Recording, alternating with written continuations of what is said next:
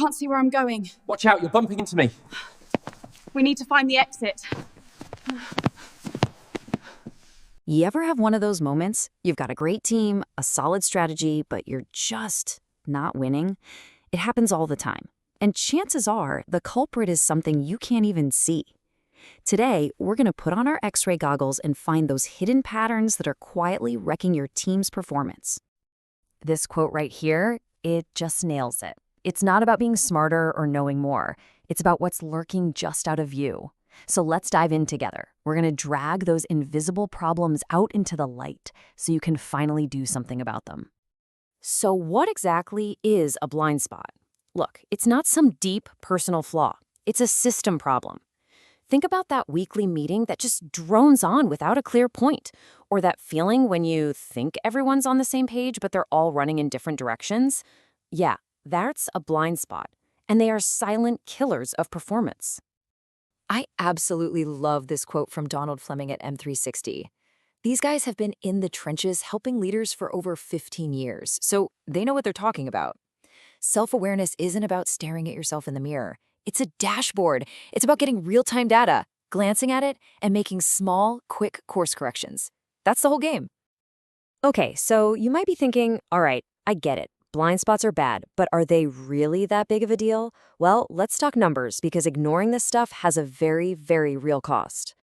No, that is not a typo. $8.9 trillion. That's what Gallup says low employee engagement costs the global economy. And let's be crystal clear, this isn't a people problem, this is a leadership problem. It's on us. To put that in perspective, we're talking about nearly 1/10 of the entire global economy just gone. Wasted potential. And every single leader has a chance to claw some of that back, starting right inside our own teams. And things are only getting tougher. Microsoft calls it the infinite workday. You know what I mean? The after-hours pings, the meetings that span 3 time zones, all that constant noise just makes it even harder to spot the real problems. It's like trying to find a needle in a haystack of notifications. All right, so how do we start to see the invisible? Let's get super practical. We're going to walk through a diagnosis of the 5 most common blind spots that trip up even the best leaders. This question came from a client of ours, a VP of Ops named Anais, and it just stopped me in my tracks. We're busy, but are we better? Her team was on a hamster wheel of activity, just running and running. They felt the motion, but they weren't getting any momentum. Let's see what was really going on under the hood. When we looked at her team's week, boom, the problem was staring us in the face. Almost half their time was being eaten alive by recurring meetings. And worse, most of those meetings didn't even have someone in charge of making a decision. They'd just end. By fixing these simple patterns, her team improved their project speed by 14% in just 90 days. No magic wand, just focus. All right, blind spot number 1, assumed clarity. Oh man, we've all been here. It's the head nod syndrome. Everyone in the room is nodding along, yep, got it, but they walk out and do 5 completely different things. Here's a simple test. Go ask 3 teammates to tell you the top goal for the quarter. If you get 3 different answers, you've got a clarity problem. The fix is a simple weekly ritual. 1 outcome, 3 moves.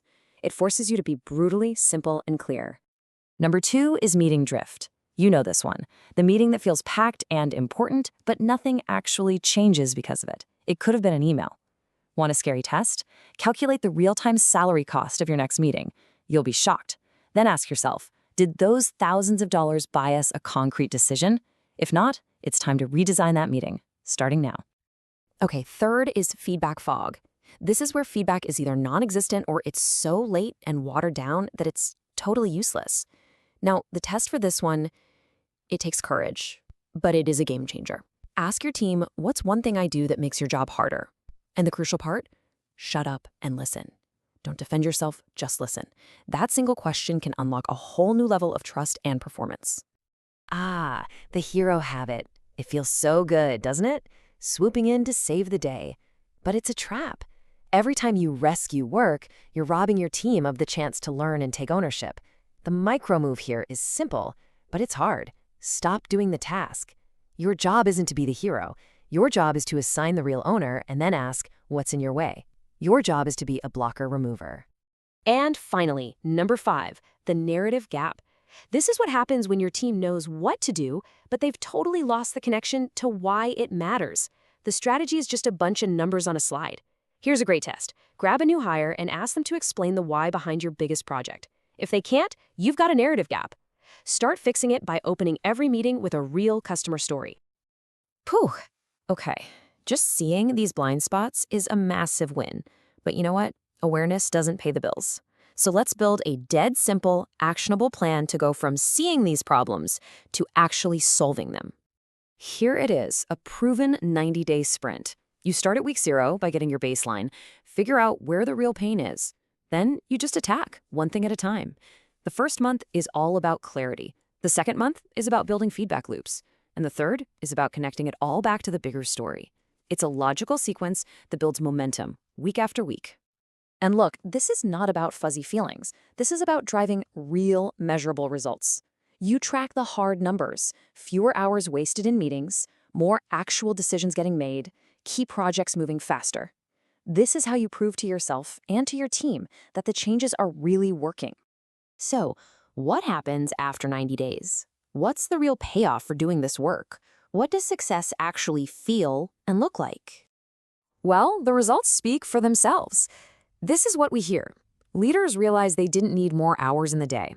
They just needed more focus in the hours they had. They find out the problem wasn't their people. It was their process. This is about rediscovering your team's pace and, frankly, their pride. This brings us right back to the core idea. The sequence is everything. It's not about finding some magical strategy document. It's about getting the fundamentals right, in the right order. First, you get clear. That clarity makes real ownership possible, and then you lock it all in with a steady, consistent cadence. That sequence right there, it can repair almost any team. At the end of the day, this is about focusing on the few things that give you the most leverage. And with over a 99% satisfaction rate from the leaders they work with, the team at M360 has proven this works. Like they say, they're not here to just educate you, they're here to activate you, to help you reveal the leader that's already in you. So my final question to you is this: what's the one blind spot you're going to start to fix this week?